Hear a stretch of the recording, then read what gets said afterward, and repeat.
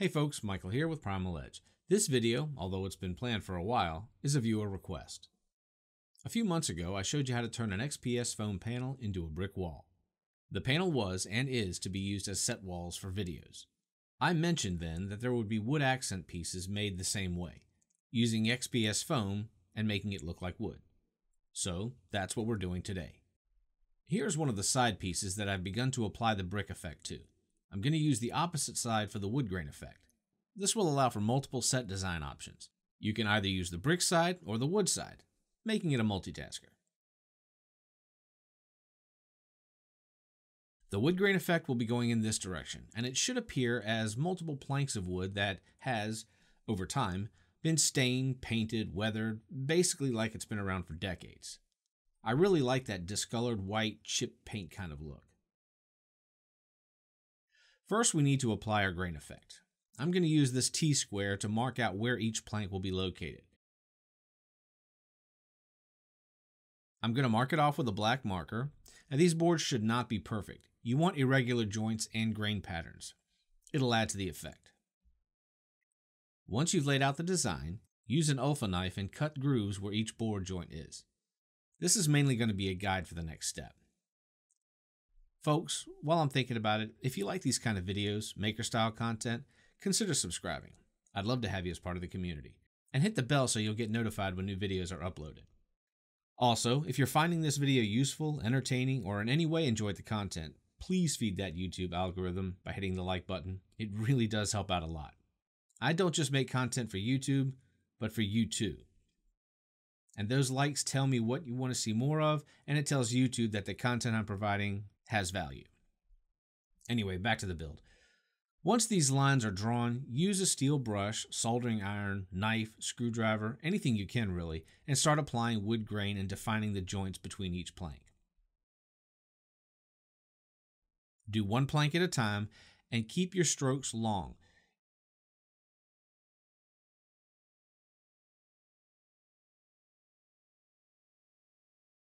This will provide a distinct look to each board and help sell the effect.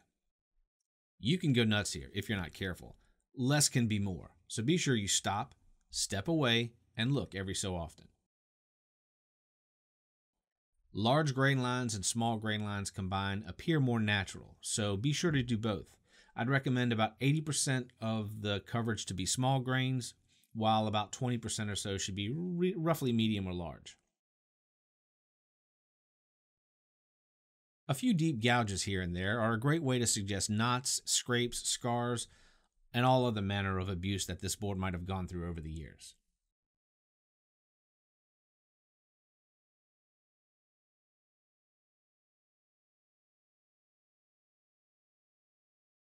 Okay, now it's time to paint. To start off with, I'm going to apply two shades of brown, one light and one dark. The exact colors don't really matter here, just so long as the shades are distinctly different from each other. With the dark brown first, I'm going to apply a sporadic coat over the entire foam board. I'm not looking for 100% coverage here, I just want to make sure that the paint is applied all over the foam. Meaning there should be no foam without paint, although if the foam color bleeds through a tiny bit here and there, you'll be fine. It'll all make sense in a while. And once you applied the first coat, immediately jump to the light brown and repeat the process. The wet coats will mix in some areas and cause neat gradation effects that will really help later on down the road. Once both brown coats are on and you're happy with the way it looks, you get to take a break. Give the paint plenty of time to dry and dry thoroughly. Come back the next day, 2 days later, a week later. Just be sure these two first coats are dry. Now you can use whatever color fits your particular application. I'm choosing white, off-white, and even gray. And I'm following the same methods as before. Not caring if I get total coverage, I want in some areas to see the browns. Remember, this is supposed to be old wood with multiple coats of paints and stains.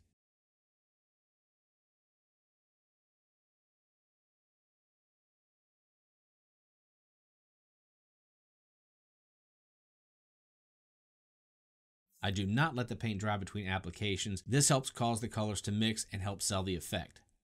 I also keep a bucket of water with me to help spread the paint that's already there. Sometimes you might get a little bit too much paint in one area. By dipping it into the water, you help spread that paint out, and it really will help sell the effect too. I actually do this intentionally sometimes.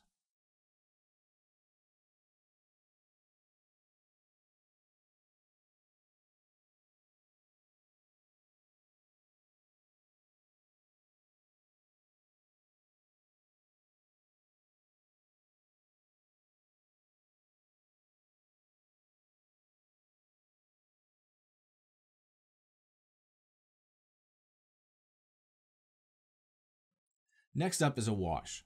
I took an old spray bottle, added a very, very tiny single drop of dish soap, filled it about halfway with water, and then added a healthy dose of black, brown, and some gray. Mixed it up, and I'm ready to go. The dish soap breaks the surface tension in the water and helps the wash get into even the tiniest of cracks. Then I spray the entire area down. Now, those of you familiar with washes are probably jumping in your seats. Usually, you let the paint dry, then you add your wash. I intentionally left the paint wet to allow the wash to move the white coats of paint so as to kind of replicate water damage over time. Allow the wash to dry. Again, overnight is preferable in this case.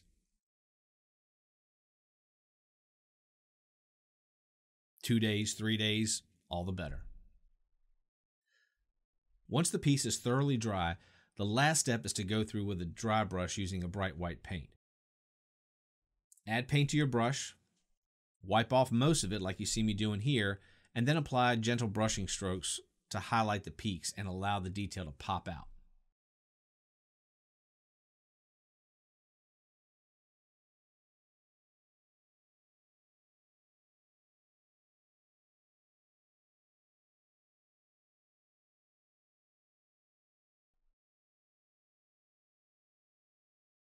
Again, less is more. Do it where it needs it. Highlight some areas that you really want to shine attention to, but don't go too crazy. You'll end up covering the whole thing and undoing all the hard work you did with your wash. And here's the finished product, folks. What do you think? Comment down below and let me know your thoughts. Personally, I think it came out great. What I had in my mind is what you're seeing here, pretty much. Here it is with the other set piece to give you a better idea of what it could look like. This is just one option of many. And folks, if you made it this far in the video, and like I asked before, consider liking this video and maybe even subscribing. I appreciate you sticking with me today. Thanks so much for watching. You all have a great day, and I'll see you soon.